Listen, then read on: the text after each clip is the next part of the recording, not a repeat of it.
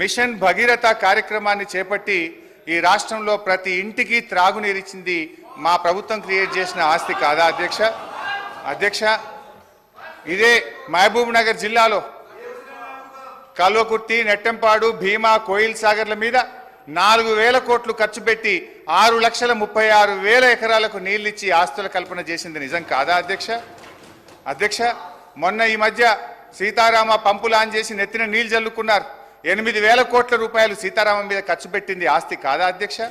దేవాదుల మీద 6,000 కోట్లు, ఇవాళ దేవాదుల 300 రోజులు నడిచే విధంగా కట్టిన సమ్మక్క బ్యారేజ్ మీద 2,000 కోట్ల రూపాయలు, కాళేశ్వరంలో 94,000 కోట్లు, పాలమూరు లిఫ్ట్ ఇరిగేషన్ మీద 27,000 కోట్లు, తుమ్మిల్ల భక్త రామదాసు ప్రాజెక్టులను అగ్రగామి వేగవంతంగా పూర్తి చేసి అటు ఖమ్మం జిల్లాలో ఇటు మహబూబ్ నగర్ జిల్లాలోని ఆలంపూర్కు నీళ్లిచ్చింది నిజం కాదా?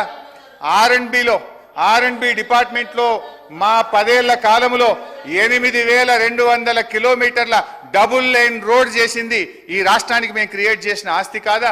321 కిలోమీటర్ల 4 లైన్ రోడ్డు, 382 బ్రిడ్జిలు, దేవాలయాలు, యాదాద్రితో పాటు దేవాలయాల నిర్మాణం మీద 2,800 కోట్లు ఖర్చు పెట్టింది ఈ ప్రజలకు ఈ రాష్ట్రానికి ఆస్తి కాదా? రైతు బంధు మీద 72,000 కోట్లు ఇచ్చాం. రైతు బీమాకు 6,800 కోట్లు, రైతు రుణమాఫీ మీద 28,000 కోట్లు, రైతులకు ఉచిత కరెంటు మీద 61,000 కోట్లు, గొర్రెల పంపిణీకి 5,000 కోట్లు, ఆసరా పెన్షన్లకు 61,000 కోట్లు. మీరు కూర్చుంటున్న స్పీకర్ సార్, ముఖ్యమంత్రి గారు, స్పీకర్ సార్, అర్థవంతమైన చర్చకు మాకు ఎప్పుడు అభ్యంతరం లేదు. కానీ అబద్ధాల ప్రాతిపదికన ప్రజలు శిక్షించిన తర్వాత కూడా ఇంకా ఇదే ఊకదంపుడు ఉపన్యాసాలతోని ప్రజల్ని మభ్యపెట్టాలని చూస్తే ప్రజలేమో అమాయకులు కాదు సార్. ఎందుకంటే అసెంబ్లీ ఎన్నికలలో లెక్క తేల్చారు.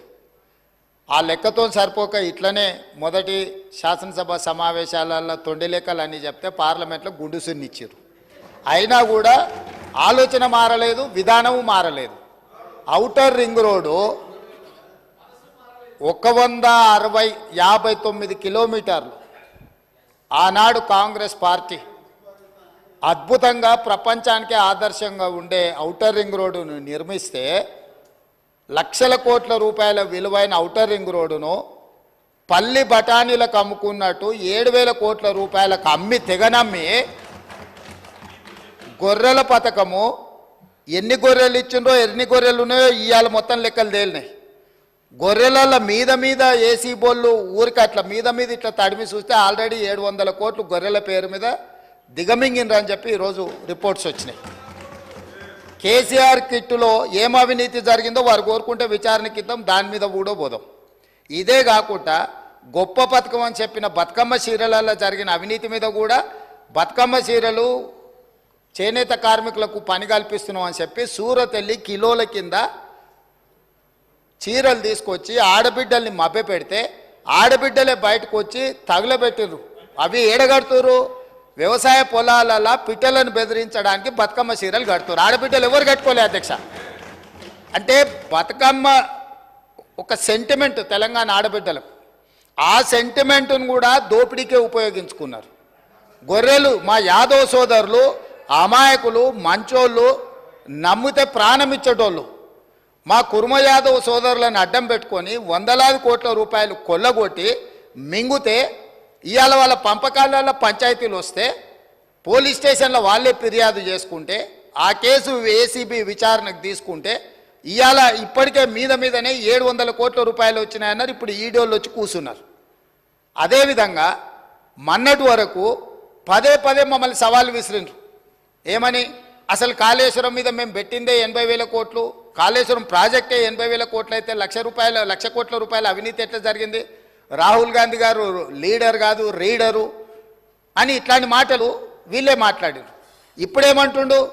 ఇప్పటి వరకు మేము 94,000 కోట్ల రూపాయలు కాళేశ్వరం ఖర్చు పెట్టినామంటున్నాడు. నిన్నటికి నిన్న పోయి చూసిర్రు ఎట్లా కూలిందో, ఇంకేమైనా మిగిలిందా లేదా అని.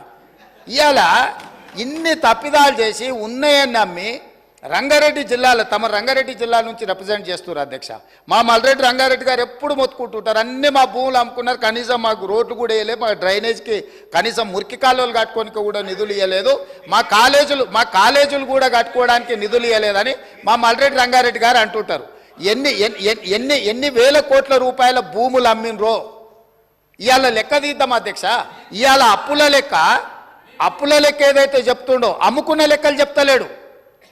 ఇవాళ మేము ఇది కట్టినాం, మేము అది కట్టినాం, ఈ కట్టడాలు చెప్తున్నాం, అమ్ముకున్న లెక్కలు కూడా తెలవాలి కదా అధ్యక్ష. మనకి తాతలు ముత్తాతలు ఆర్నమెంట్స్ ఇస్తారు, ఆస్తులు ఇస్తారు, బంగారం ఇస్తారు, మనకి ఇంట్లో ఆడబిడ్డలకు ఉండనీక అని చెప్పి బంగారం ఆభరణాలు ఇస్తారు. కానీ ఇంట్లో ఎవరో ఒకరు వ్యసనాలకు లోనయ్యి తాగుడుకో జూదానికో అలవాటు పడి తాతలు ముత్తాతల నుంచి వచ్చిన బంగారం అంతా తెగ నమ్ముకుంటారు, భూములు తాకట్టు పెడతారు, తాతలు తండ్రి ముత్తాతలు సంపాదించిన గౌరవం పేరు మీద ఊర్లో అప్పు పుడితే అప్పు కూడా తీసుకొచ్చి అప్పు కూడా పెట్టి ఎక్కడిదక్కడ కథం పడతారు. ఇవాళ 10 ఏళ్ళైనా అధ్యక్ష, నేను మిమ్మల్ని ఒకటే మాట్లాడగదలుచుకున్నా, ఏమన్యాయం చేసినాం అధ్యక్ష?